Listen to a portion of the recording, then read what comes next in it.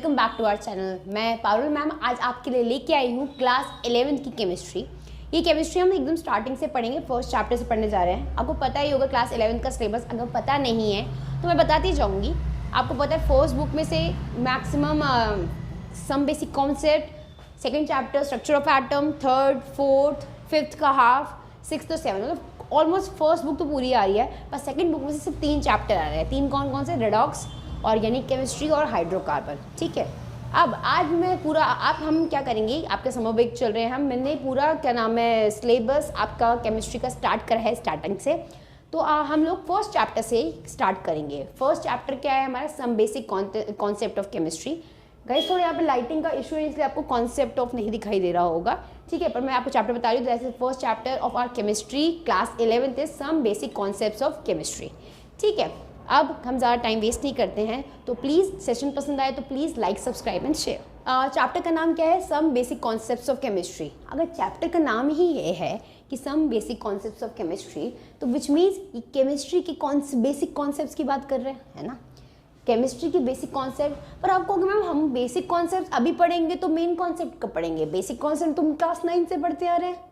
आप तो ये मुझे कहोगे ना कि मैम चैप्टर का नाम है some basic concepts of chemistry, but basic concept तो हमने क्लास 9 से स्टार्ट कर दिए थे, तो अब यहाँ पे 11th में कौन से बेसिक कॉन्सेप्ट है?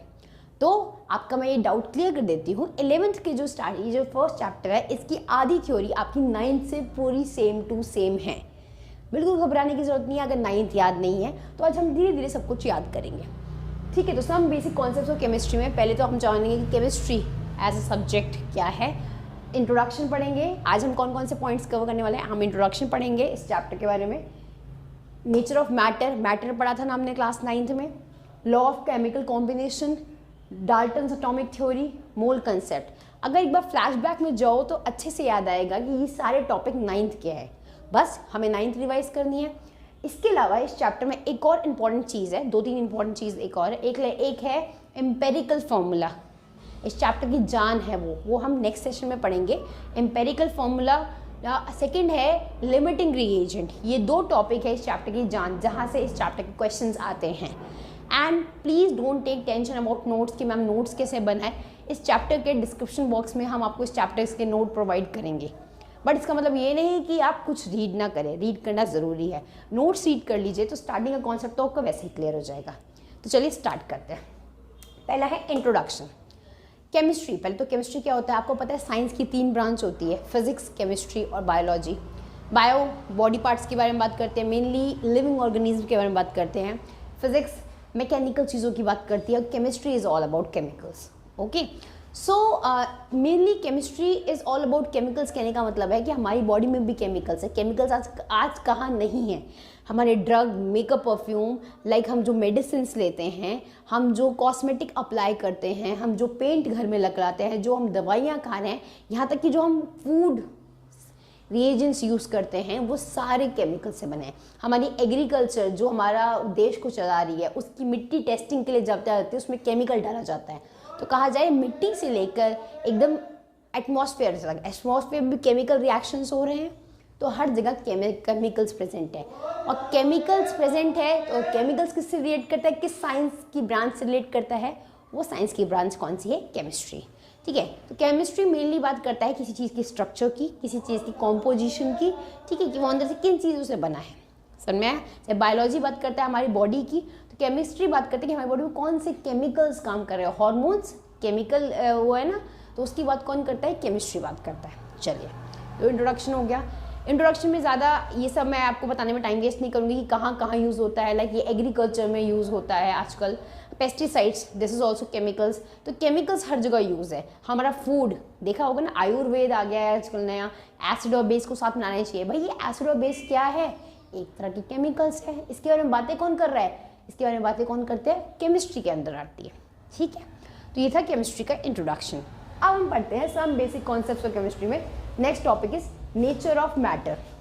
नेचर ऑफ मैटर से पहले जानो what is matter. Matter what? MATTER, matter. चलिए बात करते हैं। अगर 9th में जाके कुछ याद आया हो तो matter is that substance which has some mass and which occupies some volume और सम स्पेस। जैसे ये बात करते हैं डस्टर, ये डस्टर मैंने इस बोर्ड पे रख दिया।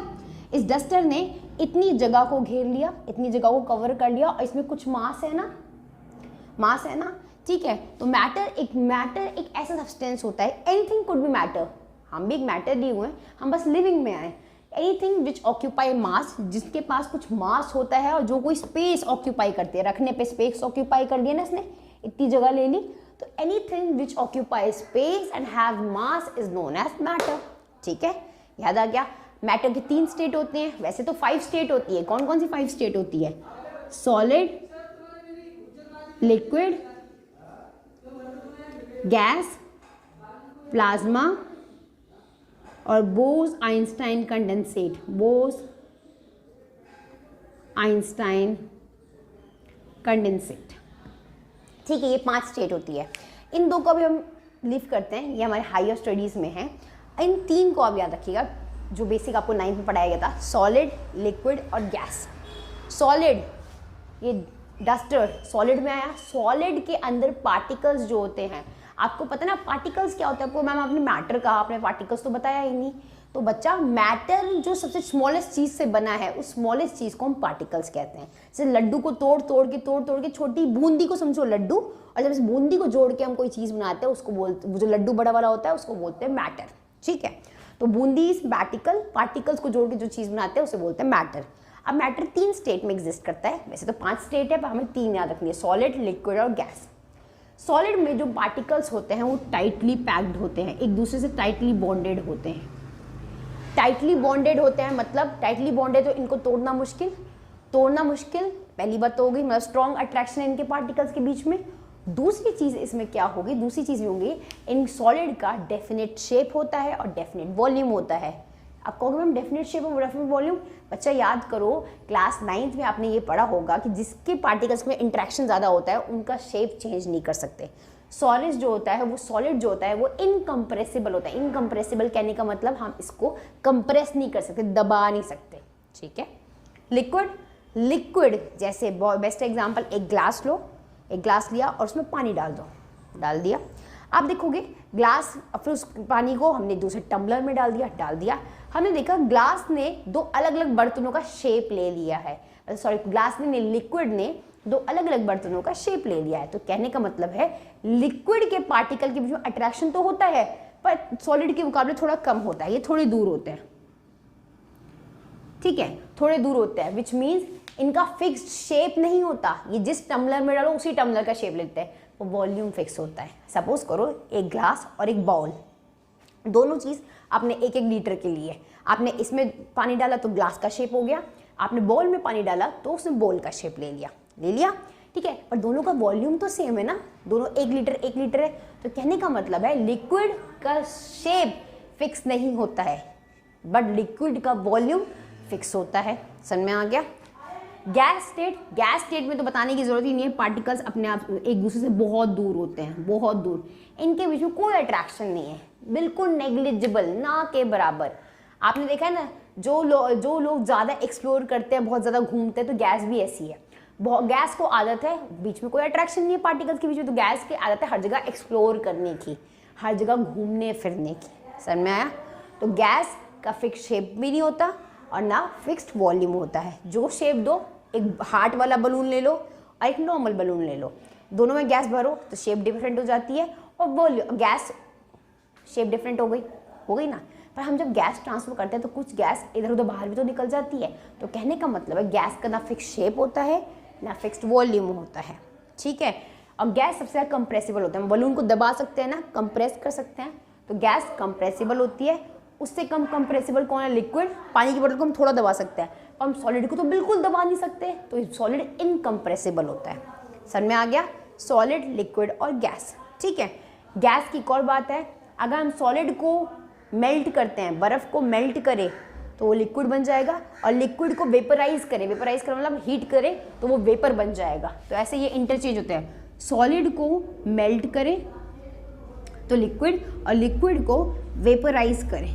वेपराइज मतलब उसको, पानी को और जला दो, गैस पे रख दो, गैस पे रख के अब भूल गए, थोड़ी देर बाद देखोगे पानी भाप बन गया मतलब वेपराइज हो गया। तो सॉलिड को मेल्ट करेंगे लिक्विड को वेपराइज करेंगे तो क्या बन जाएगा? गैस।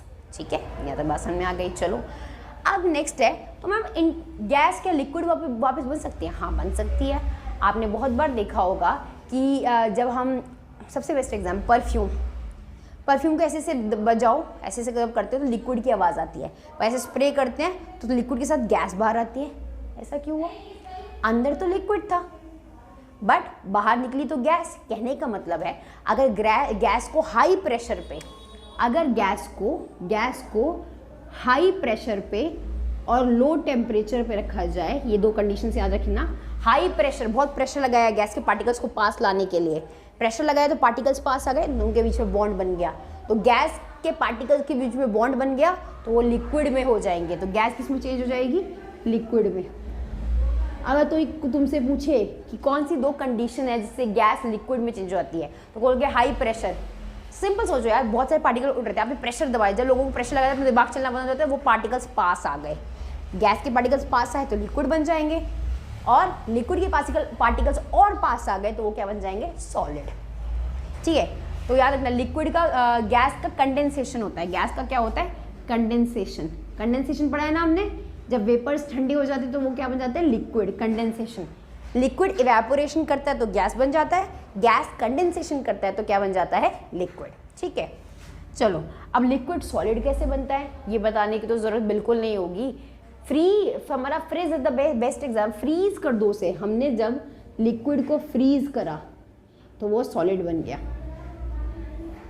फ्रीज करने का मतलब क्या होता है? हमने उसको सॉलिडिफाई कर दिया। अब मैम आप कहोगे मैम फ्रिज रेफ्रिजरेटर और फ्रिज में ऐसा क्या होता है कि वो सॉलिडिफाई हो जाता है? ध्यान से देखो, तो फ्रिज खोलते हो तो फ्रिज में टेम्परेचर कम होता है, लो टेम्परेचर है तो पार्टिकल्स पास में रहेंगे, हाई प्रेशर हो जाएगा। जब लिक्विड के पार्टिकल्स और पास में आ गए तो क्या बन गए? सॉलिड। गैस के पार्टिकल्स पास में आए तो लिक्विड के पार्टिकल्स पास में आए तो सॉलिड। ठीक है, एक और चीज़ है, अगर कोई सॉलिड डायरेक्ट गैस में कन्वर्ट हो जाता है, बहुत बार ऐसे सॉलिड है जो डायरेक्ट गैस में कन्वर्ट हो जाता है, लिक्विड में जाते ही नहीं है। ऐसे कौन सा सॉलिड है? आपने बहुत बार देखा हो कपूर, कैम्फर कपूर कहते हैं ना उसको। कपूर ऐसा सॉलिड है जिसको जलाते ही वो डायरेक्ट लिक्विड में जाता नहीं, लिक्विड स्टेट में डायरेक्ट गैस में आ जाता है। तो ऐसे प्रोसेस जिसमें सॉलिड डायरेक्ट गैस में कन्वर्ट हो जाए उस प्रोसेस को कहते हैं सब्लिमेशन। क्या कहते हैं उसे? सब्लिमेशन। सब्लिमेशन प्रोसेस में solid directly changes into gas without converting into liquid state. Understood? ये तो हमने बेसिक बात पढ़ ली। अब हम यहाँ पे बात करें टेम्परेचर प्रेशर की, तो एक्चुअल में मैटर कॉन्सेप्ट क्लियर हो गया। एक्चुअल में टेम्परेचर की यूनिट क्या होती है? ठीक है, टेम्परेचर की 3 यूनिट चलती है, 3, एक डिग्री सेल्सियस, एक केल्विन और एक फ़ारेनहाइट। ठीक है, डिग्री सेल्सियस होता है 0 से 100 डिग्री सेल्सियस, केल्विन होता है 273 से आगे, फ़ारेनहाइट होता है 32 डिग्री से लेके 212 फ़ारेनहाइट तक। समझ में आ गया? कहने का मतलब है हमारा फ्रीजिंग पॉइंट क्या होता है? फ्रीजिंग पॉइंट हमारा 0 डिग्री सेल्सियस होता है, हमारा बॉइलिंग पॉइंट क्या होता है? 100 डिग्री सेल्सियस। उसी जगह फ़ारेनहाइट, ये है सेल्सियस, ये है केल्विन, ये है फ़ारेनहाइट। ठीक है, हमारा ऐसा यूनिट, स्टैंडर्ड यूनिट क्या है? टेम्परेचर। अगर कोई पूछे कि हर जगह टेम्परेचर का यूनिट क्या है, ऐसा यूनिट क्या होता है? ऐसा यूनिट जैसे लेंथ का मीटर होता है, वॉल्यूम का मीटर क्यूब होता है, उसी तरह टेम्परेचर का एसआई यूनिट होता है। एसआई यूनिट कहने का मतलब क्या होता है? उसका स्टैंडर्ड इंटरनेशनल यूनिट होता है केल्विन। क्या होता है उसका standard international unit? Kelvin. Celsius और फ़ारेनहाइट ऐसा यूनिट नहीं है टेम्परेचर का। अगर कोई तुमसे पूछे कि टेम्परेचर का ऐसा यूनिट क्या है तो तुम कहोगे टेम्परेचर का ऐसा यूनिट कौन है? ऐसा यूनिट कौन है? टेम्परेचर का ऐसा, देखो ये ट्रायंगल बन गया, टेम्परेचर का ऐसा यूनिट कौन है? केल्विन। समझ में आ गया? पक्का ना? 0 डिग्री सेल्सियस के बराबर होता है 273 केल्विन और 0 डिग्री सेल्सियस के बराबर भी होता है 32 फ़ारेनहाइट। डन?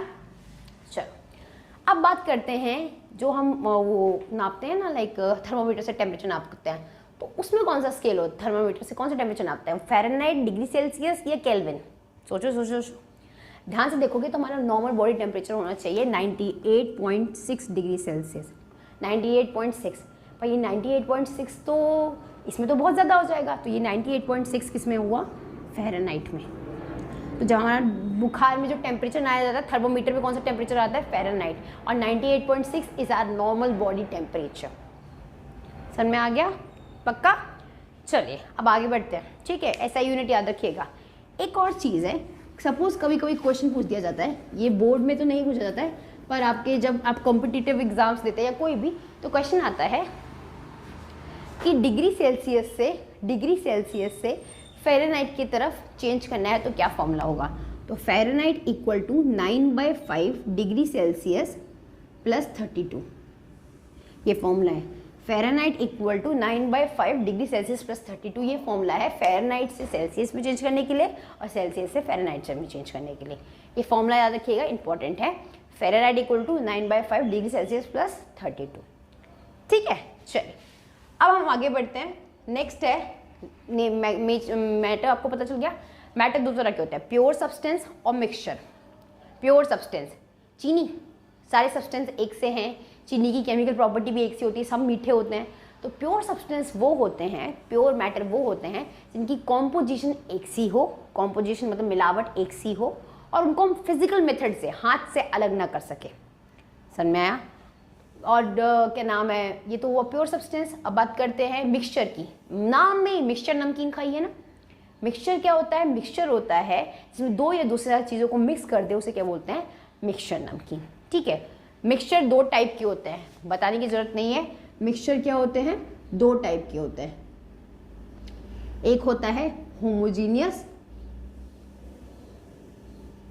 और एक होता है हेट्रोजीनियस। होमो मतलब सेम, हेट्रो मतलब डिफरेंस। पहले तो याद रखो, होमोजीनियस ऐसे मिक्सचर मतलब जिसमें दो या दो से ज़्यादा चीज़ें मिली उसे मिक्सचर कहते हैं। चीनी और पानी का मिक्सचर ही हुआ ना, दो चीज़ें मिली हैं। तो जब मैंने चीनी पानी को अच्छे से मिला दिया, मैं एक साइड से पीऊँ तब भी मीठा है, दूसरी साइड से पीऊँ तब भी मीठा है, मतलब हर जगह बराबर की कॉम्पोजिशन है, हर जगह बराबर की कॉम्पोजिशन है और बराबर की मिलावट है। तो होमोजीनियस मिक्सचर में कॉम्पोजिशन में मतलब मिलावट यूनिफॉर्म होती है, इक्वल होती है। और हेट्रोजीनियस में, अब जैसे देखो, सपोज करो मैंने रेत में इतनी सी रेत ली मैंने मुट्ठी में, उसमें मैंने कील डाल दी। कील कहने का मतलब है आयरन नेल डाल दिया। ये भी तो एक तरह का मिक्सचर हुआ ना, रेत में कील, रेत में ऑलरेडी बहुत सारी वो होती है। तो मैं कील को अलग कर सकती हूँ ना, पर मैं चीनी पानी में से चीनी को हाथ से अलग कर सकती हूँ क्या, नहीं। तो होमोजीनियस को हम फिजिकल मेथड से अलग नहीं कर सकते, हेट्रोजीनियस को हम फिजिकल मेथड से करते हैं। मैंने क्या करा, जो मैंने रेत और वो लिया था नेल, उसमें डाल दिया मैंने, उस पर ऊपर रख दिया मैग्नेट, तो सारी नेल चिपक जाएगी।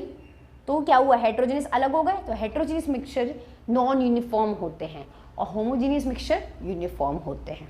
होमोजीनियस मिक्सचर को हम फिजिकल मेथड से अलग नहीं कर सकते, ठीक है। हेट्रोजीनियस मेथड को हम फिजिकल मेथड से अलग कर सकते हैं। एक और बेस्ट एग्जांपल, तेल और पानी को मिक्स करो, तेल ऊपर आ जाता है, पानी नीचे चला जाता है, आ जाता है ना। मतलब तेल हल्का है तो तेल को हम ऊपर से निकाल लेते हैं, तो ये अलग हो गया ना फिजिकल मेथड से। तो ये हेट्रोजीनियस हुआ। चॉक वाटर, सैंड वाटर, इतने एग्जाम्पल है। सैंड वाटर में सैंड नीचे बैठ जाती है, ऊपर से पानी निकाल लो। हेट्रोजीनियस मिक्सचर सेपरेट कर सकते हैं हम फिजिकल मेथड से, हाथ का यूज़ कर रही हूँ। तो होमोजीनियस में चीनी पानी, नींबू पानी क्या हाथ से अलग कर सकते हो, ये मत कहना मैम बीच को तो हम अलग कर लेते हैं, ये बहुत अजीब है।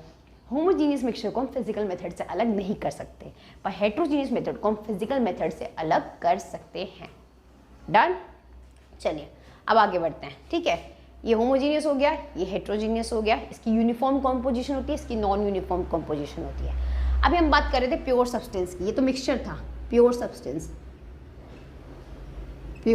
सब्सटेंस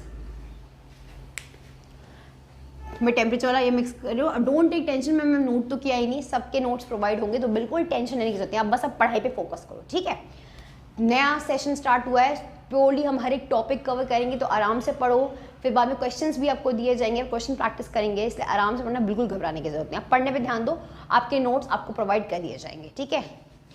प्योर सब्सटेंस वो होते हैं जिनमें केमिकल प्रॉपर्टी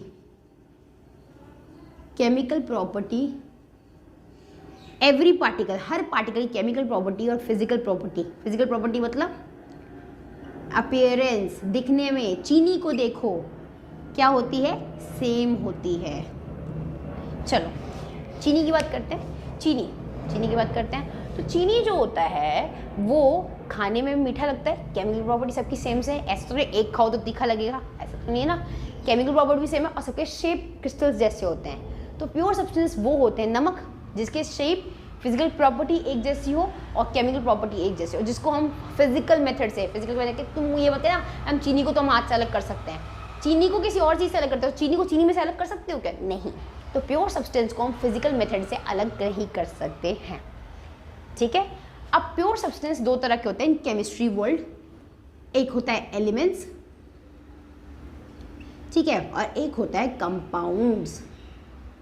अब कहोगे मैम ये क्या है एलिमेंट्स और कंपाउंड? अरे याद करो 10th में आपने पढ़ा होगा, ऐसे एग्जाम्पल देखते हैं, ठीक है।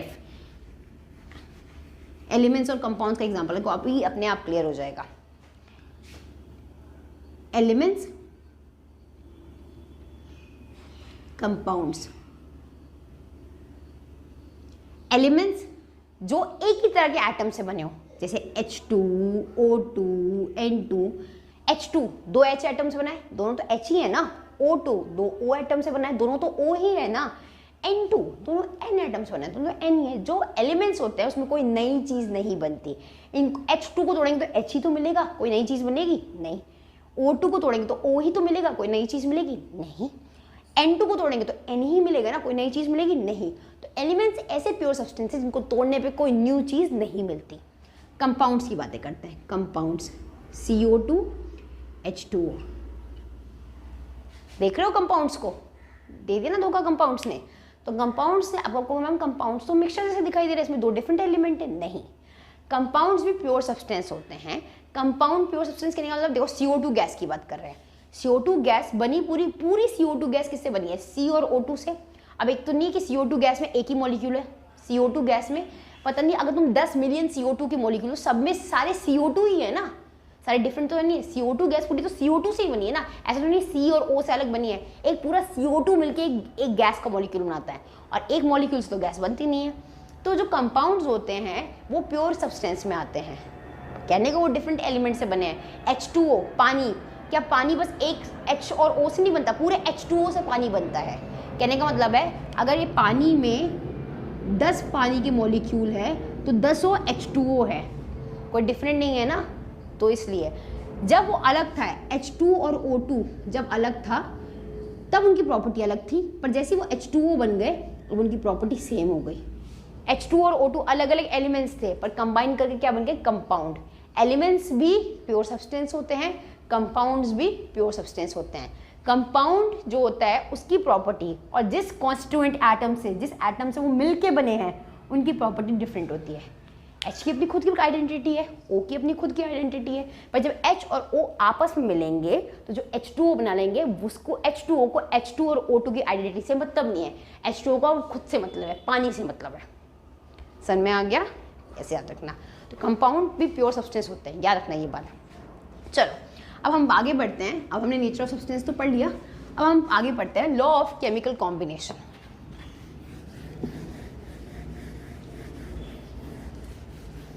लॉ ऑफ केमिकल कॉम्बिनेशन, चलो लॉ ऑफ केमिकल कॉम्बिनेशन दो लॉ है। पहला है लॉ ऑफ कंजर्वेशन ऑफ मास, याद है? कुछ याद आया होगा, लॉ ऑफ कंजर्वेशन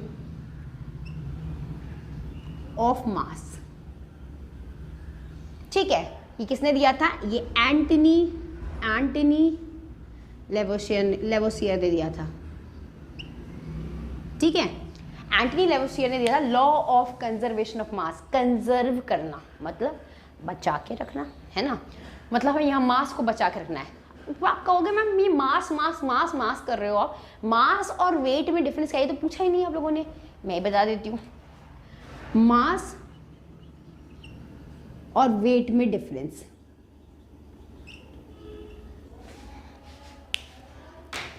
ये चीज है, ठीक है। इस मैटर में कितने पार्टिकल भरे हुए हैं, इस मैटर के अंदर कितने पार्टिकल भरे हुए हैं वो इसका मास है। पर ग्रेविटी जिससे, ग्रेविटी अब जब सपोज करो इस मैटर को मैं ऐसे छोड़ूंगी, मैंने कैच कर लिया ना, ग्रेविटी जिस फोर्स से इसे नीचे खींच रही है वो इसका वेट होगा। तो ग्रेविटी जिस फोर्स से नीचे खींचती है वो होता है वेट, और मास क्या होता है? इस मैटर में एक्चुअल कितने पार्टिकल्स भरे हैं उसे इसका मास कहते हैं। तो सोच के देखो, अगर ये पार्टिकल मून पे रख दूँ, मतलब अगर ये मैटर डस्टर मून पे रख दूँ, चाहे डस्टर अर्थ पे रख दूँ, अंदर के पार्टिकल तो सेम रहेंगे ना, अंदर के पार्टिकल सेम रहेंगे, मतलब मास कभी चेंज नहीं होता है, वेट चेंज होता है। बिकॉज वेट किस पे डिपेंड करता है? वेट डिपेंड करता है ग्रेविटी पे। किस पे डिपेंड करता है? ग्रेविटी पे। तो कहने का मतलब है कि अगर ग्रेविटी नहीं है तो वेट ज़ीरो, और ग्रेविटी है तो ग्रेविटी जितनी जिस फोर्स से खींचेगी वही वेट होगा। तो वेट चेंज करता है, इसलिए मास चेंज नहीं करता। इसलिए मून पे इंसानों का वेट ज़ीरो हो जाता है। क्यों? क्योंकि ग्रेविटी है ही नहीं मून पे, इसलिए। और मास चेंज नहीं होता because mass is the number of particles in the body. Body चाहे इधर चली जाए, चाहे बॉडी मून पे चली जाए, सन पे चली जाए, चाहे अर्थ पे चली जाए, अंदर के पार्टिकल्स तो अंदर ही रहेंगे ना। तो mass remains same, wait change होता रहता है depend on gravity.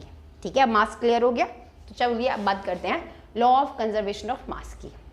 Law of conservation of mass कहने का मतलब है कि हमें मास को बचा के रखना है। कहने का मतलब है एंटनी लेवोसियर ने कहा मास can neither be created nor be destroy. मतलब क्या बोला इसने एंटनी लेवोसियर ने ये बोला मास को ना हम क्रिएट कर सकते हैं। अभी बताया ना मैंने, पार्टिकल्स तो अंदर फिक्स है ना, हम उनको क्रिएट कर सकते हैं, एक्स्ट्रा डाल सकते हैं, ना उसमें से बाहर निकाल सकते हैं। तो mass can neither be created nor be destroy. Mass को हम क्रिएट भी नहीं कर सकते, डिस्ट्रॉय भी नहीं कर सकते, मास सेम रहता है। कहने का मतलब है तराजू देखिए ना आपने, तराजू देखिए ना, तो मास जैसे ये रिएक्टेंट साइड है, ये प्रोडक्ट साइड है।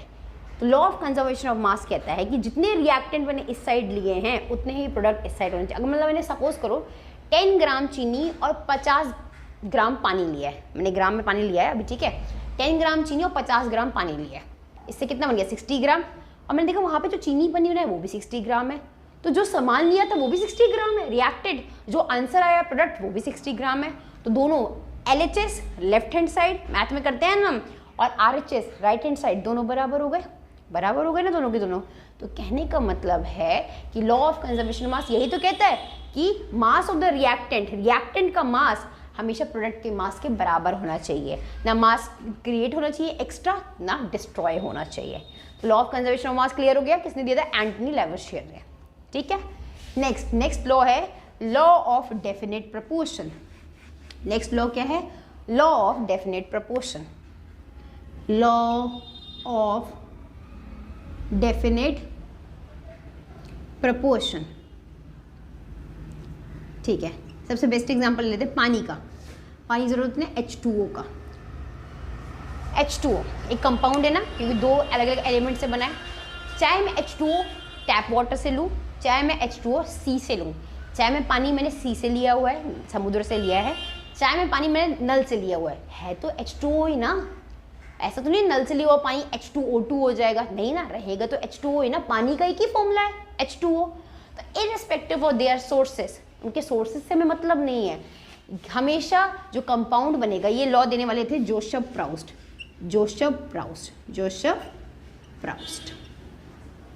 ये लॉ किसने दिया? जोसेफ प्राउस्ट ने कहा कि चाहे कंपाउंड का सोर्स कुछ भी सोर्स हो, वो हमेशा उसके अंदर के एलिमेंट एक फिक्स रेशियो में कंबाइन करेंगे। एलिमेंट हमेशा फिक्स रहेंगे। पानी को बनाने के लिए हमेशा 2 इंसान चाहिए, वो 2 एलिमेंट कौन से हैं? H2 + O2, और इन दोनों का एक फिक्स रेशियो है, 1:8 का फिक्स रेशियो है। ठीक है, तो याद रखना लॉ ऑफ डेफिनेट प्रोपोर्शन यही बोलता है, जो कि जोसेफ प्राउस्ट ने दिया था, कि कंपाउंड का सोर्स कुछ भी हो, उसमें जो एलिमेंट्स यूज हुए हैं, जिन एलिमेंट्स ने मिलके उसे बनाया है, वो एलिमेंट्स हमेशा सेम रहेंगे, चाहे कुछ भी सोर्स हो। H2O को बनाने वाले हमेशा 2 बंदे रहेंगे, H2 और O2, कोई और नहीं आएगा H2 को बनाने के लिए, और हमेशा एक फिक्स रेशियो में कंबाइन करेंगे। ये क्या है? Law of constant proportion by mass. और इसे किसने दिया? जोसेफ प्राउस्ट ने। ठीक है, चलिए अब आगे बढ़ते हैं। यहाँ पे हमारे लॉ ऑफ केमिकल कॉम्बिनेशन खत्म होते हैं। नेक्स्ट है डाल्टन की atomic theory. Dalton's atomic theory, इससे पहले एटम जान लेते हैं। जैसे पूरी बॉडी को बनाने के लिए सबसे स्मॉलेस्ट यूनिट क्या चाहिए होता है? सेल। सब छोड़ो, घर को बनाने के लिए सबसे बेसिक चीज पहले एक ईंट की नींव डलती है, ईंट इज ब्रिक।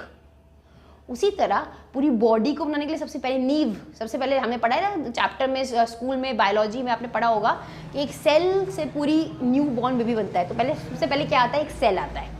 वही सेल मल्टीप्लाई होकर पूरा बेबी बन जाता है। तो सेल है सबसे बेसिक यूनिट लिविंग ऑर्गेनिज्म का। तो नॉन लिविंग का क्या है? नॉन लिविंग का है एटम। नॉन लिविंग का क्या है?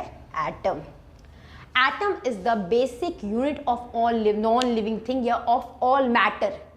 मैटर मतलब जितनी भी नॉन लिविंग थिंग है उसका बेसिक पॉइंट, जिसको हम नेकेड आई से नहीं देख सकते। सेल को भी हम नेकेड आई से नहीं देख सकते ना, तो एटम को भी हम अपने नेकेड आई से नहीं देख सकते। तो एटम वो बेसिक यूनिट है, वो जो बेसिक यूनिट जो होता है जिसको जोड़ के हम पूरा मैटर बनाते हैं, पूरा नॉन लिविंग थिंग बनाते हैं। मैं लिविंग की बात नहीं कर रही हूँ, क्योंकि लिविंग को बनाने के लिए सेल है, पर नॉन लिविंग मैटर को बनाने के लिए एटम जुड़ के पूरा नॉन लिविंग, जैसे ये डस्टर है ना, ये डस्टर एक नॉन लिविंग थिंग है। तो इसमें एक एटम से शुरुआत हुई होगी, फिर वो जुड़ के उसने ग्रुप बनाया होगा। तो अब देखो बात क्या आती है, जैसे सेल के ग्रुप को टिश्यू कहते हैं, उस तरह एटम के ग्रुप को मॉलिक्यूल कहते हैं। और जब मॉलिक्यूल ग्रुप बनाता है तो कोई मैटर बनता है। मैटर मतलब कोई चीज़ बनती है। और मॉलिक्यूल को हम देख सकते हैं, फ्रीली एग्जिस्ट करते हैं, ये फ्रीली एग्जिस्ट करते हैं। कहने का मतलब है एटम फ्रीली एग्जिस्ट नहीं करते हैं। अकेला सेल मर जाएगा, अकेला एटम किसी काम का नहीं है, फ्रीली एग्जिस्ट नहीं करता। ये चाहता है फटाक से कोई इसको ग्रैब करके ग्रुप बना ले, ये ग्रुप में रहना पसंद करता है। तो एटम फ्रीली एग्जिस्ट नहीं करते, पर एटम का ग्रुप मॉलिक्यूल फ्रीली एग्जिस्ट करता है। ठीक है। और मॉलिक्यूल जब ग्रुप बनाता है, ठीक है, अगर एक के साथ ग्रुप बनाया तो वो एलिमेंट हो गया, अगर बहुतों के साथ ग्रुप बनाया तो वो कंपाउंड बन गया। और फिर जब कंपाउंड ग्रुप बनाता है तो वो बनता है मैटर। सर मैं क्या बन गया? मैटर। पानी H2 और O2 अलग अलग थे, एलिमेंट थे, कंबाइन करके H2O बनाया, कंपाउंड बन गए। इन कंपाउंड का जब ग्रुप बना, कंपाउंड बन गए, मॉलिक्यूल भी बन गए। इन कंपाउंड का जब ग्रुप बना तो उनने H2O का मैटर बना दिया। H2O का मैटर मतलब एक मैटर बनाई, एक चीज बनाई जिसका नाम H2O था। H2 और O2 देखा जाए तो ये भी ग्रुप है। H2 दो H का ग्रुप मॉलिक्यूल, O2 दो O का ग्रुप ऑक्सीजन, दोनों मॉलिक्यूल है पर दोनों एलिमेंट्स है। पर जब मैंने H2 और O2 को मिला दिया, H2O बना दिया, विच इज पानी बना दिया, तो जो H2O बना उसके साथ क्या हुआ? H2O के साथ क्या हुआ? वो H2O कंपाउंड बन गया। तो ये H2O जो कंपाउंड बन गया है, इसका ग्रुप बनाता है मैटर। पूरा H2O का पानी, पूरा H2O चीज जो है वो बनाता है कंपाउंड का ग्रुप। ठीक है। डाल्टन की एटॉमिक थ्योरी क्या थी? डाल्टन ने 455 पोस्टुलेट दिए थे। पहला कि एटम ऑल मैटर, सारी चीजें एक टाइनी पार्टिकल से बने, उसका नाम क्या है? एटम। फर्स्ट पॉइंट कि all matter is made up of tiny indivisible particle. Indivisible पे पॉइंट करना, ये डाल्टन का ड्रॉबैक था। उसने कहा एटम को हम डिवाइड नहीं कर सकते। पर यार देखो, हम तो 9 से अब तक एटम को डिवाइड करते ही आ रहे हैं, इलेक्ट्रॉन, प्रोटॉन, न्यूट्रॉन में। तो डाल्टन की जो पहली थ्योरी थी कि atom is made up of टिनी indivisible particle which is matter, तो उस वो वाली बात तो गलत होगी। Second, atom can neither be created not be destroy. ठीक है। Third, same kind of element have same atom, ये बात भी गलत हो गई थी। उसने बोला एक ही तरह का मैटर है, एक ही तरह का एलिमेंट है तो उसमें सारे सेम एटम होंगे, और डिफरेंट तरह का एलिमेंट है तो उसमें सारे डिफरेंट एलिमेंट होंगे। जैसे ये वो है डस्टर और ये मार्कर है। ठीक है। इसके एटम सारे डस्टर बनाने वाले होंगे और इसके एटम सारे मार्कर बनाने वाले होंगे। ये दोनों डिफरेंट एलिमेंट है तो इनके एटम्स भी डिफरेंट होंगे। ठीक है। और लास्ट पोस्टुलेट उसने क्या बोला था? लॉ ऑफ कांस्टेंट प्रोपोर्शन से चुराया था उसने बोला हर एटम या हर एलिमेंट जब भी कंबाइन करता है, क्या बनाने के लिए कंबाइन करता है? कंपाउंड बनाने के लिए कंबाइन करता है, तो एक डेफिनेट प्रोपोर्शन में करता है। ऐसा नहीं है सबका मन हुआ तो सब कंबाइन कर गया और उसने H2O बना दिया। H2O बनाने के लिए एक डेफिनेट प्रोपोर्शन होगा। वो डेफिनेट प्रोपोर्शन किसका होता है? 1:8 का। H2 और O2, H2 का मास कितना होता है? एक H का मास कितना होता है हमारे पास? 1, और H2 का मास कितना हुआ? 2। O2 का मास कितना होता है? 60, तो 2:16 कैंसिल करो, क्या आया? 1:8। ये है वो प्रोपोर्शन जिसमें हमेशा H2 और O2 कंबाइन करते हैं। H2 और O2 इन दोनों प्रोपोर्शन में 1:8 के प्रोपोर्शन में H2 और O2 कंबाइन करता है। क्या देने के लिए? H2O देने के लिए। H2 प्लस O2 हमेशा 1:8 के रेशियो में कंबाइन करते हैं H2O देने के लिए। ये लास्ट पोस्टुलेट था। याद रखना, एक पोस्टुलेट डाल्टन का गलत साबित हो गया। वो पोस्टुलेट क्या है? उसने कहा एटम इज इनडिविजिबल, उसको डिवाइड नहीं किया, पर ये बात बाद में गलत साबित हो गई थी। है ना। हम नेक्स्ट चैप्टर में पढ़ेंगे एटम के अंदर सब एटॉमिक पार्टिकल होते हैं, आपने 9th में भी पढ़ा होगा, इलेक्ट्रॉन, प्रोटॉन और न्यूट्रॉन। ठीक है, अब जो हम इसका नेक्स्ट टॉपिक है which is our mole concept से स्टार्ट करेंगे। मोल कंसेप्ट कवर करेंगे, एम्पेरिकल फॉर्मूला निकालने सीखेंगे, बस ये 2 टॉपिक्स सीखेंगे इसमें। देखो इस चैप्टर से मैं बार बार रिपीट कर रही हूँ, पिछले वीडियो में भी मैंने ये रिपीट किया था कि इस चैप्टर से मोस्टली मार्क्स ओरिएंटेड पार्ट किस में आता है, एम्पेरिकल फॉर्मूला निकालने में आता है। मैं आपको एम्पेरिकल फॉर्मूला निकालना सिखाऊंगी और इस चैप्टर के नोट्स आपको वीडियो के डिस्क्रिप्शन बॉक्स में मिल जाएंगे। ठीक है, पहला हमारा कॉन्सेप्ट है मोल कंसेप्ट से पहले जान लो एटॉमिक मास। एटॉमिक मास अगर नाम से डिवाइड करें, एटॉमिक मास, एटम का मास, एटम का मास कहने का मतलब, मास का मतलब क्या होता है, number of particles in the atom. अब नंबर ऑफ पार्टिकल्स, कौन सा पार्टिकल्स की हम बात कर रहे हैं, इलेक्ट्रॉन की बात कर रहे हैं, प्रोटॉन की बात कर रहे हैं या न्यूट्रॉन की बात कर रहे हैं। तो मैं आपको बताती हूँ कि हम एटॉमिक मास बेसिकली न्यूक्लियस के अंदर रहने वाले न्यूट्रॉन प्लस प्रोटॉन की बात करता है, इसे हम न्यूक्लियॉन्स कहते हैं। इन दोनों को मिला के हम क्या कहते हैं, न्यूक्लियॉन्स। एटॉमिक मास को इलेक्ट्रॉन से कोई मतलब नहीं है, बिकॉज इलेक्ट्रॉन का मास होता है नेग्लिजिबल, ना के बराबर। तो एक एटॉमिक मास, एटम का मास बनता है मेनली न्यूक्लियस में रहने वाले लोगों से, और न्यूक्लियस में कौन 2 रहते हैं, न्यूट्रॉन्स एंड प्रोटॉन्स। जब न्यूट्रॉन्स और प्रोटॉन्स को हम ऐड करते हैं तो पूरे एटम का मास बनता है। मतलब हम कह सकते हैं एटॉमिक मास को हम A से डिनोट करते हैं and it is equal to N + P। What is N? N is number of neutrons and P number of protons। यहाँ तक क्लियर है। ये तो था लाइक कैलकुलेशन करने के लिए, बट इन केस इस चैप्टर में हमें डेफिनेशन कुछ और ही दी है। इस चैप्टर में डेफिनेशन है 1 AMU equal to 1/12 of carbon C12। ठीक है, 1 AMU is 1 atomic mass unit equal to एक कार्बन। हमने एक्चुअली साइंटिस्ट ने स्टैंडर्ड कार्बन को मान लिया था और कार्बन का मास कितना है, 12। एक कार्बन के एटम, एक C12 का, एक C12 मतलब एक कार्बन के एटम का 1/12 कर दो, वो एक एटॉमिक मास यूनिट के बराबर होता है। ये डेफिनेशन है, समझ में नहीं आई होगी। ये definition at 1 atomic mass unit का मतलब होता है 1/12 of the 1 atom of carbon 12। मतलब कार्बन 12 का एक एटम, कार्बन के एक एटम का 1/12वां हिस्सा कर दो, 1/12 पार्ट कर दो, मतलब 12 हिस्से में से एक पार्ट उठा लो, जो एक पार्ट का मास होगा वो 1 एटॉमिक मास यूनिट के बराबर होगा। ये डेफिनेशन है, जस्ट डेफिनेशन। ठीक है, पर एक्चुअल कैलकुलेशन में हम क्या करते हैं, ये इस चैप्टर में कैलकुलेशन नहीं है। एटॉमिक मास, एटम का मास उसके न्यूक्लियस के अंदर होता है, और एटम के न्यूक्लियस के अंदर 2 लोग होते हैं। वो 2 लोग कौन कौन है, न्यूट्रॉन्स और प्रोटॉन्स। जब हम न्यूट्रॉन्स और प्रोटॉन्स को ऐड करते हैं तो पूरे एटम का मास बनता है।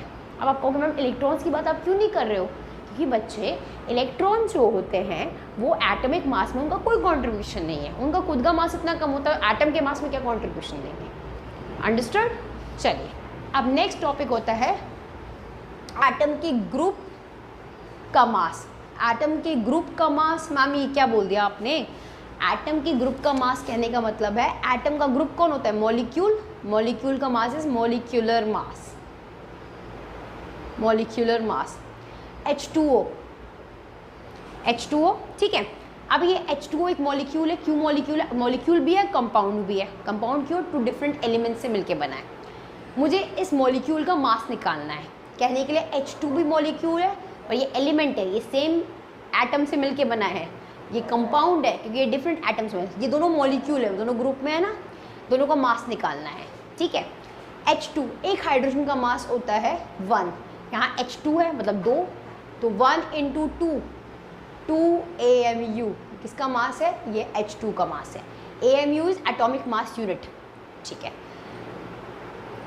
Atomic mass unit. ठीक है, मॉलिक्यूलर मास। अब H2O को निकालेंगे। H का मास अभी हमने ऊपर देखा कितना होता है 1, और O का मास कितना होता है 2। H कितना है यहाँ पे 1, मतलब H यहाँ पे 2 है और O इतना 1 है।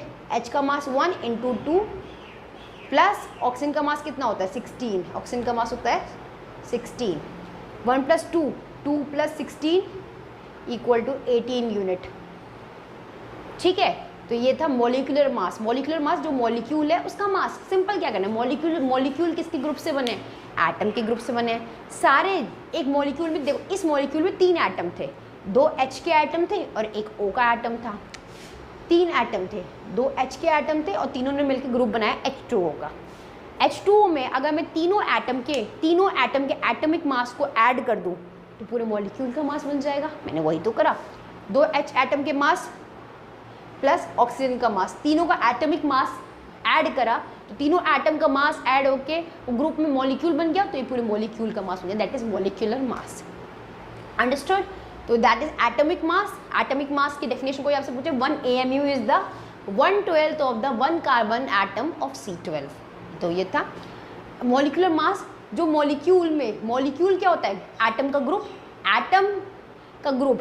तो ग्रुप में जितने भी एटम है सबका मास निकाल के ऐड कर दो, पूरे मॉलिक्यूल का मास निकल जाएगा। ग्रुप में जितने भी एटम थे, 2H और एक O, 3 एटम थे, मैंने तीनों का मास निकाल के ऐड कर दिया तो पूरे मॉलिक्यूल का मास निकल गया।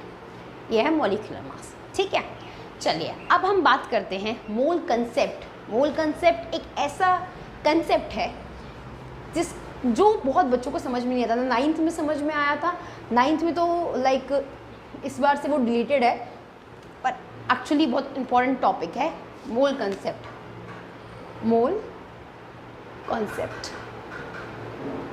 ठीक है, मोल कंसेप्ट टॉपिक ये बना हुआ है, इंपॉर्टेंट टॉपिक है, बच्चों को बहुत डिफ़िकल्ट लगता है।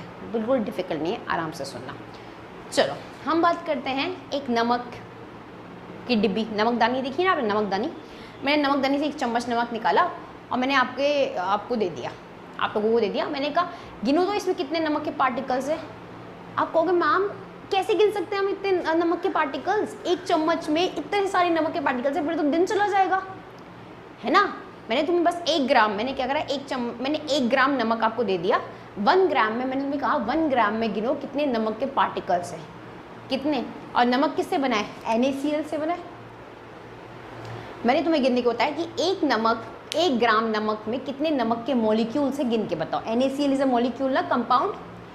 तो तुम कंफ्यूज हो गए कि मैम कैसे गिन सकते हैं हम, आपने 1 ग्राम ले दिया और आपको पता है नमक कितने छोटे होते हैं, हम कैसे गिनेंगे, हमारा तो पूरा दिन चला जाएगा।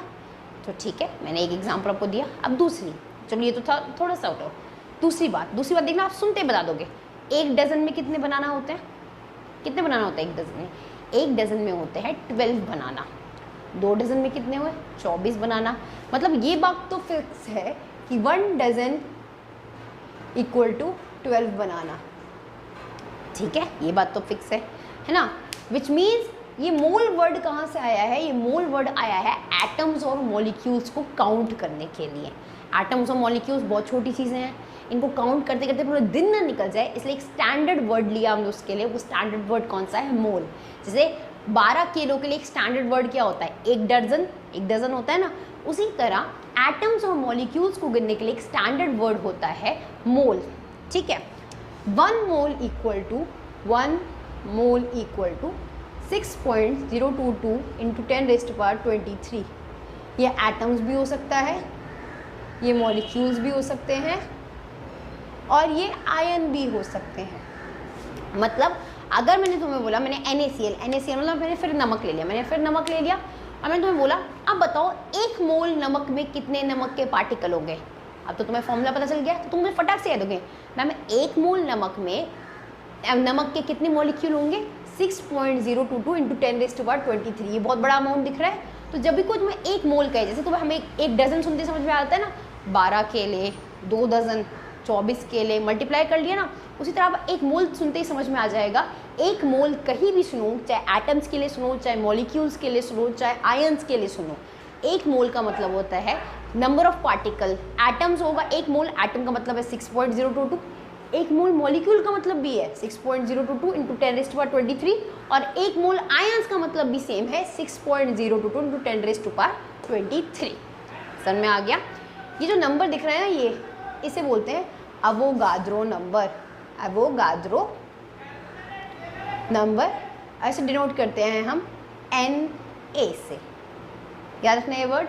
इस नंबर को क्या बोलते हैं, अवोगाद्रो नंबर, और इसको डिनोट किससे करते हैं हम, Na से। चलो अब वो कहोगे मैम मतलब मोल, मतलब समझ में आया ना, मोल एटम्स का एक स्टैंडर्ड पॉइंट है उन्हें गिनने का, एटम मॉलिक्यूल का एक स्टैंडर्ड पॉइंट है, ठीक है। तो मतलब एक मोल, अगर मैं तुमसे बोलूँ कि एक मोल नमक के नमक छोड़ो, नमक बहुत हो गया, एक मोल चीनी किससे बनती है? ग्लूकोज का फॉर्मूला क्या होता है? C6H12O6। एक ग्लूकोज का फॉर्मूला क्या होता है? C6H12O6।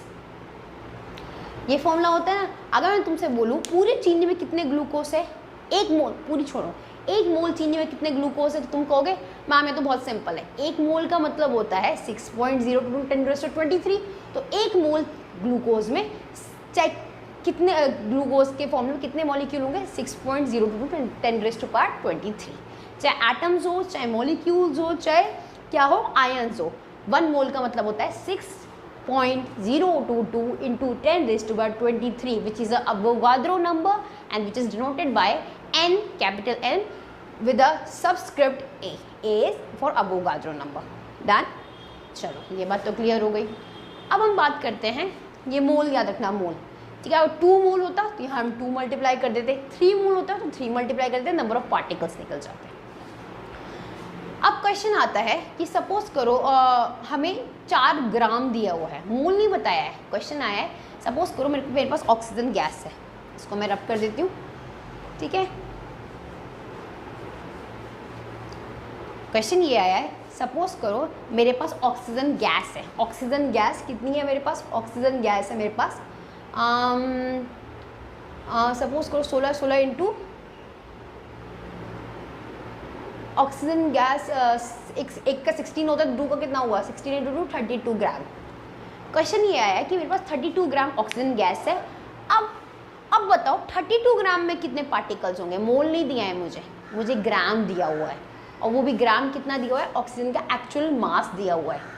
तो एक बात याद रखना, एक एटम और मॉलिक्यूल का जो एक्चुअल मास होता है, जो उसका एक्चुअल मास होता है, जो हम कैलकुलेट करके निकालते हैं या जो क्वेश्चन में दिया होता है, इसको हम मोलर मास कहते हैं। एटम का एटॉमिक मास, मॉलिक्यूल का मॉलिक्यूलर मास। तो एक एटम मॉलिक्यूल का जो एक्चुअल मास होता है उतने ही उसके पास मतलब उतना ही इक्वल टू अवोगाद्रो नंबर होता है, विच मीन्स हम कह सकते हैं atomic mass of oxygen atom, atomic O2 है ना, तो एटॉमिक मास की जगह क्या हो जाएगा? मॉलिक्यूलर मास, बिकॉज O2 है group. Molecular mass oxygen atom is 32 gram. Atomic mass क्या होता है? एटॉमिक मास होता है ऑक्सीजन एटम का 16 ग्राम। तो मॉलिक्यूल का मास कितना हो गया? 16 इंटू 2 32 ग्राम हो गया। और मैंने अभी बताया तुम लोगों को कि जितना एटम, एक एटम का जितना एक्चुअल एटॉमिक मास होता है उतने वो अवोगाद्रो नंबर के बराबर होता है। और एक मॉलिक्यूल का जितना एक्चुअल मॉलिक्यूलर मास होता है, तो ऑक्सीजन मॉलिक्यूल O2 मॉलिक्यूल का एक्चुअल मॉलिक्यूलर मास क्या है? 32 ग्राम। तो 32 ग्राम में 1 मोल के बराबर, विच मीन्स 6.022 इंटू 10⁻23 होगा। समझ में आ गया? मतलब अगर मैं कहूँ कि 32 ग्राम ऑक्सीजन में कितने पार्टिकल्स होंगे, तो तुम कहोगे मैम 32 ग्राम तो एक्चुअल मास है ना ऑक्सीजन का, एक्चुअल मॉलिक्यूलर मास है। 32 ग्राम में जितने 1 मोल में पार्टिकल होते हैं उतना ही होगा, विच इज अवोगाद्रो नंबर। क्या तक बात समझ में आई? विच मीन्स हम कह सकते हैं कि एटम का एक्चुअल एटॉमिक मास भी अवोगाद्रो नंबर के बराबर होगा, विच मीन्स 1 मोल के बराबर होगा। और एक मॉलिक्यूल का कैलकुलेटेड मॉलिक्यूलर मास, अभी हमने मॉलिक्यूल H2O का मास निकाला था ना 18 ग्राम। सो सब छोड़ो, एक एग्जाम्पल एक और ले लेते हैं।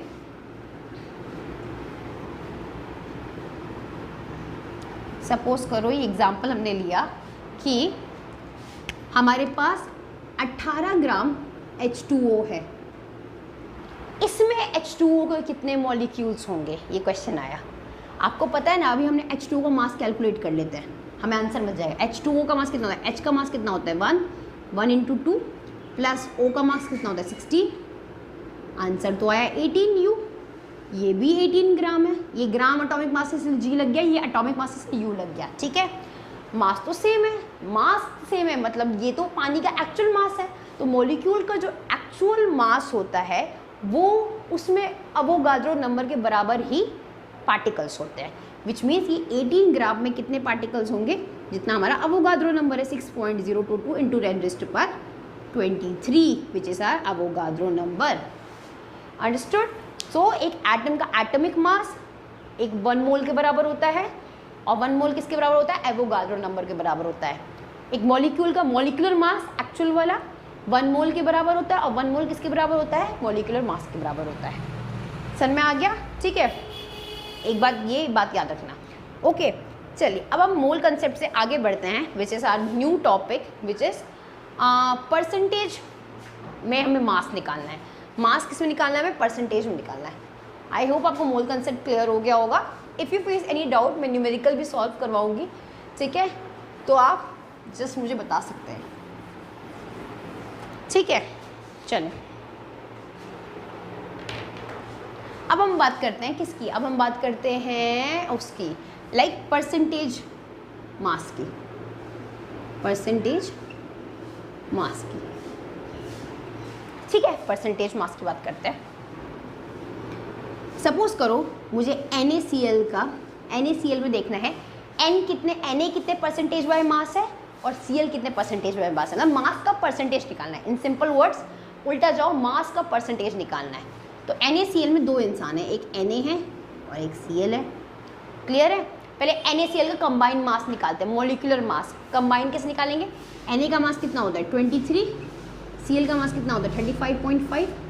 आपको मैम आपको तो वैल्यू याद है, आपको भी धीरे धीरे याद हो जाएगी, टेंशन मत लो। 23.30 मैं ये पहले क्या कर रही हूँ, पहले मैं पूरे NaCl का पूरा मॉलिक्यूलर मास निकाल रही हूँ। 35.5 प्लस 23, 5.5382 58.5। ठीक है, 58.5 ये तो पूरे NaCl का मास निकल गया। अब हमें देखना है इस 58.5 में के मास में, ये मास है ना हमारा U, मास में Na कितने परसेंटेज, कितना परसेंट है Na, और Cl कितना परसेंट है, मतलब हमें परसेंटेज बाय मास देखना है। अब पहले Na की बात कर लेते हैं। Na का मास कितना है? 23, 23 ऊपर रखो, ओवरऑल मास जो आया था वो नीचे रखो। अभी पहले Na की परसेंटेज निकाल रहे हैं, और परसेंटेज निकालने के लिए हमेशा क्या मल्टीप्लाई करते हैं हम? 100। तो यहाँ वैल्यू आ जाएगी एक परसेंटेज में। ठीक है, फिर Cl के लिए भी सेम करना है। Cl का निकालना है कि पूरे फॉर्मूले में Cl कितना परसेंट है, तो उसका एक्चुअल मास Cl का ऊपर रखो, विच इज़ 35.5। पूरे मॉलिक्यूल का मास नीचे रखो, विच इज़ 58.5 इंटू 100, क्योंकि परसेंटेज में करना है। दोनों आंसर आपके परसेंटेज में आ जाएंगे। इससे हम परसेंटेज बाय मास, ये आंसर्स आप मुझे खुद निकाल के दिखाएंगे और बताएंगे क्या आंसर्स आएगा इसका। ठीक है, तो परसेंटेज बाय मास निकालने के लिए क्या करते हैं? जो मॉलिक्यूल दिया है पहले उसका होल मास निकाल लो, निकाल लिया मॉलिक्यूलर मास। फिर उस मॉलिक्यूल में चेक करना है कि जितने भी एलिमेंट थे, जितने भी एटम थे, उनका कितना परसेंटेज है, कितना शेयर है पूरी कंपनी में अलग अलग एटम का कितना शेयर बनता है। तो पहले मैंने Na का शेयर चेक करा। पूरी कंपनी में Na का मास था, Na का वजन था 23, मुझे उसका परसेंटेज निकालना है, तो मैंने क्या मल्टीप्लाई कर दिया? 100, तो मास आ जाएगा। अब मुझे देखना है दूसरे वाले बंदे का Cl का कितना परसेंटेज है पूरी कंपनी में। तो Cl का कितना वजन था? एक्चुअल 35, पूरी कंपनी का क्या वो था, मतलब शेयर इतना, और परसेंटेज में बदलना है तो इंटू 100 कर दिया, तो इससे परसेंटेज मास निकल जाएगा अलग अलग एलिमेंट का इन द मॉलिक्यूल। ठीक है, चलिए अब आगे बढ़ते हैं हम, which is how to find, ये परसेंटेज फॉर्मूला अच्छे से याद रखिएगा, how to find empirical formula. Empirical formula ये जो टॉपिक मैं आपको पढ़ाने जा रही हूँ, this is very important topic. अगर इस चैप्टर से कोई टॉपिक है विच कंसिस्ट ऑफ 3 मार्क्स, वैसे ये चैप्टर लाइक ज़्यादा मार्क्स ओरिएंटेड, मैक्सिमम ये 5 to 6 मार्क्स में आता है, और इसमें से 5 to 6 में से 2 से 3 मार्क्स ओरिएंटेड टॉपिक ये एम्पेरिकल फॉर्मूला निकालना है। एम्पेरिकल फॉर्मूला निकालने वाला टॉपिक जो होता है सबसे ज़्यादा मार्क्स ओरिएंटेड टॉपिक होता है। ठीक है, मैं एक क्वेश्चन ले लेती हूँ। परसेंटेज गिवन है, मोलर मास गिवन है, हमें एम्पेरिकल मास निकालना है। ठीक है, मैं क्वेश्चन रीड कर देती हूँ आप लोगों के लिए। Now the question is, a compound contain hydrogen atom 4.07 gram, 4.07 percentage. We have percentage mass of hydrogen atom which is 4.07 percentage, and 24.27% carbon, 71.65% chlorine, and its molar mass is also given, which is molar mass is 98.96 gram. Now what we have to find, the empirical formula and molecular formula. First of all we will write the class. Always remember, if you want to get marks in numerical without getting to the actual answer, first you will write the given, what is given in the question. Okay, so what is given in the question? First of all, we are given with percentage mass. Percentage mass किसके किसके given है? हमें hydrogen atom की given है हमारे पास, which is 4.07%. फिर हमारे पास किसके गिवन है? कार्बन की गिवन है, विच इज़ 24.27%. फिर ऑक्सीजन के गिवन, ऑक्सीजन नहीं सॉरी क्लोरीन के गिवन है, विच इज़ 71.65%. ओके, ये परसेंटेज गिवन है. And we have also what we have molar mass. हमें मोलर मास गिवन है. मोलर मास इज पूरे मोल्स का, 1 मोल का कितना मास होता है, that is molar mass. 1 mole atom का कितना मास होता है, दैट इज मोलर मास. हमें मोलर मास भी गिवन है 98.96 ग्राम. ठीक है, 98.96 ग्राम. हमें क्या निकालना है? What we have to find the empirical formula and the formula. सबसे पहले काम क्या करते हैं, जो हमें मास गिवन है, परसेंटेज जो मास गिवन है, इसे ग्राम में लिख लेते हैं. पहला step, convert into gram. Convert into gram जो मास है. तो हाइड्रोजन का मास क्या होगा? कन्वर्ट करने का मतलब ये नहीं 4.07 gram. Simply carbon 24.27 gram and chlorine 71.65 gram. This is the simple calculation. हम इसे ग्राम में कन्वर्ट करना है. ओके, सिंपल कैलकुलेशन में से ग्राम में कन्वर्ट कर लिया. Now next step is we have to find the number of moles. Guys, number of moles निकालने का फॉर्मूला होता है, नंबर ऑफ मोल्स निकालने का फॉर्मूला होता है गिवन मास, जो क्वेश्चन में हमें गिवन मास है, अपॉन मोलिक्यूलर मास या एटॉमिक मास. यहाँ तो एटम है तो अपॉन एटॉमिक मास. ठीक है, तो इस क्वेश्चन में हमें फर्स्ट स्टेप क्या है, जो भी परसेंटेज दी थी उसे ग्राम में बदल दिया. सेकंड स्टेप क्या है? नंबर ऑफ मोल्स निकालना है सेकंड स्टेप में. तो जो गिवन मास है क्वेश्चन में, जो ये ग्राम वाले मास है, तीनों के अलग अलग मोल्स निकलेंगे. तो given mass upon atomic mass. ठीक है, given mass upon atomic mass मैं यहाँ कर अब कर देती हूँ. अब हम मोल्स निकाल रहे हैं, तीनों के अलग अलग मोल्स निकलेंगे. ठीक है, तीनों के अलग अलग मोल्स निकलेंगे. फर्स्ट इज, सबसे पहले हाइड्रोजन एटम की बात करते हैं. उसके मोल्स निकालने के लिए मोल्स को हम डिनोट करते हैं N से. हाइड्रोजन एटम के मोल्स निकालने के लिए NH लिख दो इसे, NH. गिवन मास क्या है इसका? 4.07 अपॉन एटॉमिक मास क्या होता है हाइड्रोजन एटम का? 1. फिर हम निकालते हैं किसका? कार्बन का. गिवन मास क्या है इसका? 24.27 अपॉन एटॉमिक मास क्या होता है कार्बन का? 12. फिर हम निकालते हैं क्लोरीन का. गिवन मास क्या है इसका? इसका गिवन मास है क्लोरीन का 71.65 अपॉन एटॉमिक मास कितना होता है इसका? 35.5. हमारे 3 आंसर्स आएंगे. देखो मैंने क्या करा, नंबर सेकंड स्टेप कर रही हूँ मैं. सेकंड स्टेप में क्या कर रही हूँ? नंबर ऑफ मोल्स निकाल रही हूँ. 3 एटम थे, तीनों के अलग अलग मोल्स निकालूंगी. हाइड्रोजन का मोल निकाला तो गिवन मास जो क्वेश्चन में दिया था अपॉन उसका एटॉमिक मास 1. कार्बन का मास निकाला, गिवन मास जो क्वेश्चन में दिया था उसका अपॉन उसका एटॉमिक मास विच इज 12.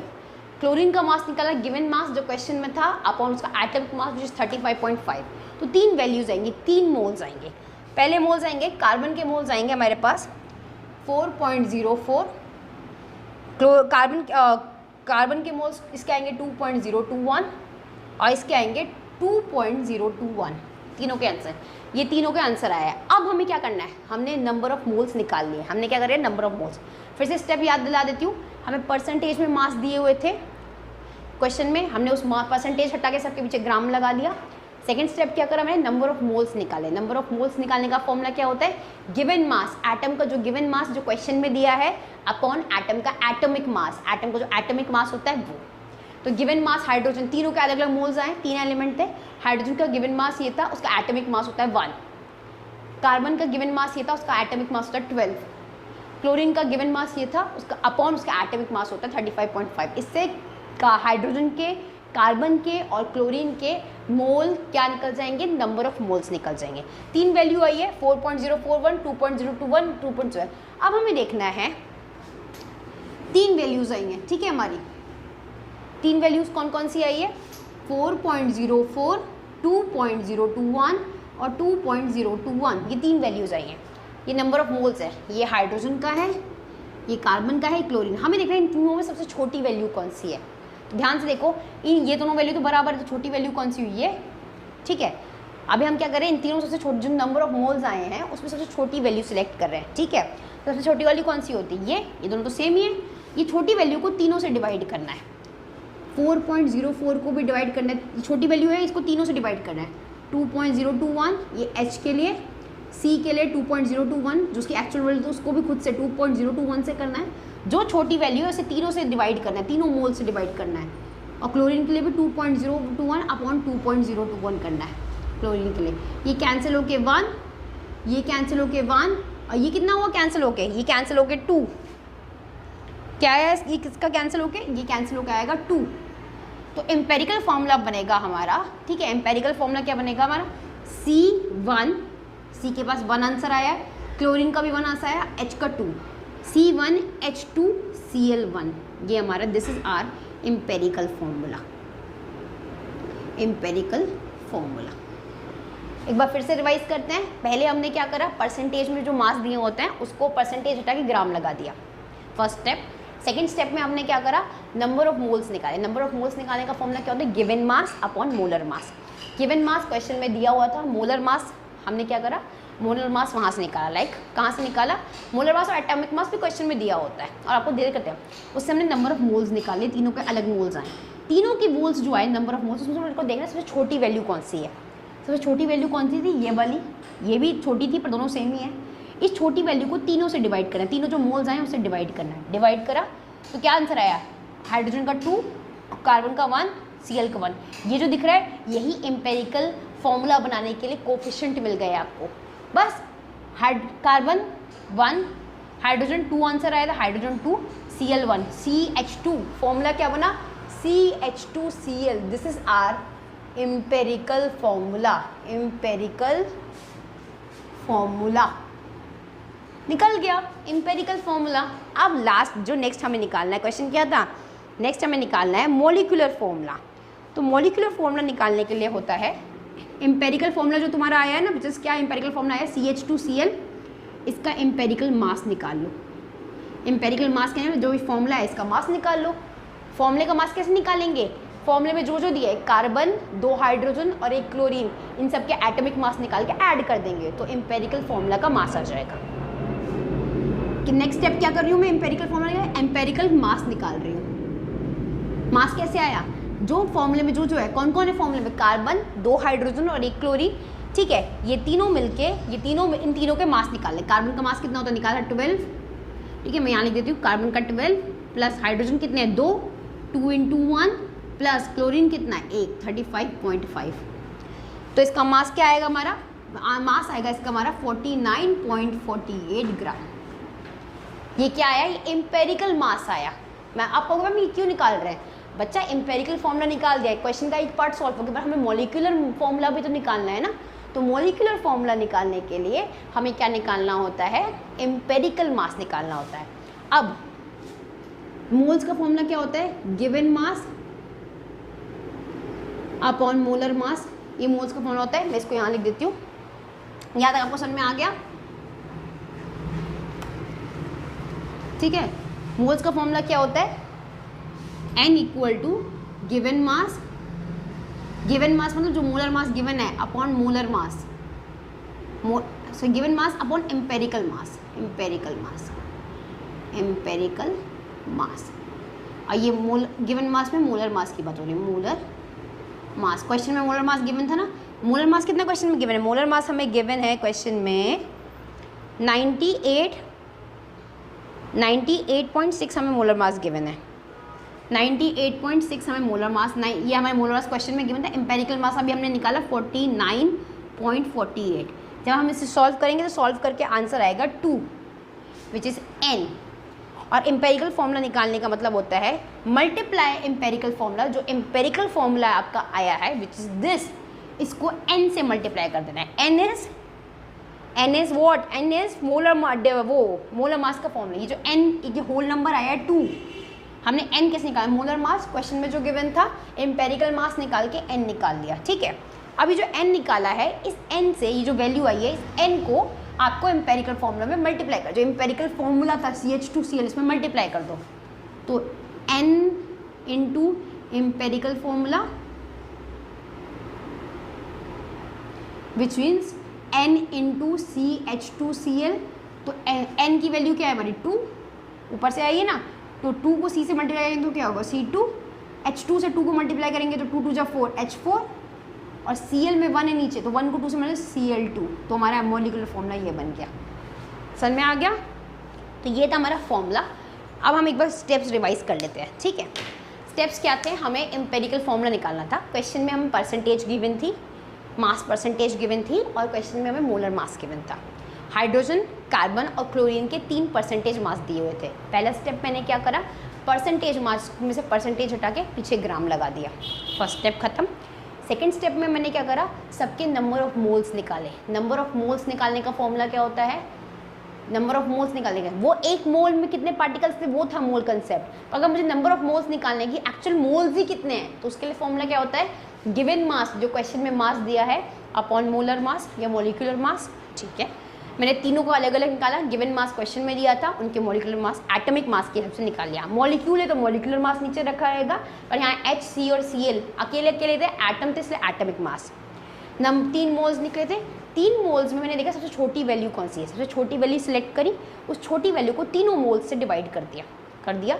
तीनों मोल्स से डिवाइड करने में एक फिक्स्ड होल नंबर आ जाएगा, जैसे 1 2 2 होल नंबर आया, तो जो होल नंबर आया वही एलिमेंट के नीचे सबस्क्रिप्ट बन जाएंगे। जैसे कार्बन का 1 आया था, हाइड्रोजन का 2 आया था, Cl का 1 आया था, तो फॉर्मूला बन गया C के नीचे कुछ नहीं है मतलब 1, हाइड्रोजन के नीचे 2 है, Cl के नीचे कुछ नहीं है मतलब 1, तो ये एम्पेरिकल फॉर्मूला बन गया। क्लियर? अब मुझे मॉलिक्यूलर फॉर्मूला भी तो निकालना था, तो मॉलिक्यूलर फॉर्मूला निकालने के लिए जो एम्पेरिकल फॉर्मूला बना था उस एम्पेरिकल फॉर्मूला का मास निकालना। मास कैसे निकालते हैं, फॉर्मूला है, फॉर्मूले में कौन कौन है, C है, 2 H है, 1 Cl है, तीनों के एटॉमिक मास को ऐड कर दो, पूरे फॉर्मूले का मास निकल जाएगा। तो मैंने तीनों के एटॉमिक मास को ऐड करके मास निकाल लिया। उसके बाद मैंने क्या करा, उसके बाद मैंने निकाला मोल्स निकालने के लिए, मोलर मास क्वेश्चन में गिवन था हमें, एम्पेरिकल मास हमने अभी निकाल लिया, पुट करके मैंने N निकाल लिया। अब इस N का काम क्या है, N का काम है ये N जो होल नंबर 2 आया है, इसको एम्पेरिकल फॉर्मूले से मल्टीप्लाई कर दो। मतलब 2 आया था, 2 को मैंने एम्पेरिकल फॉर्मूले से मल्टीप्लाई किया, CH2Cl, C के फुट में कुछ नहीं है मतलब 1, तो 1 2 जा 2, H के फुट में पैरों में 2 है मतलब 2 2 जा 4, H4 हो जाएगा। Cl के पैरों में कुछ नहीं है मतलब 1, तो 1 2 जा 2, तो ये फॉर्मूला बन गया, मॉलिक्यूलर फॉर्मूला ये बन गया और एम्पेरिकल फॉर्मूला ये बन गया। दैट्स ऑल, ईजी था।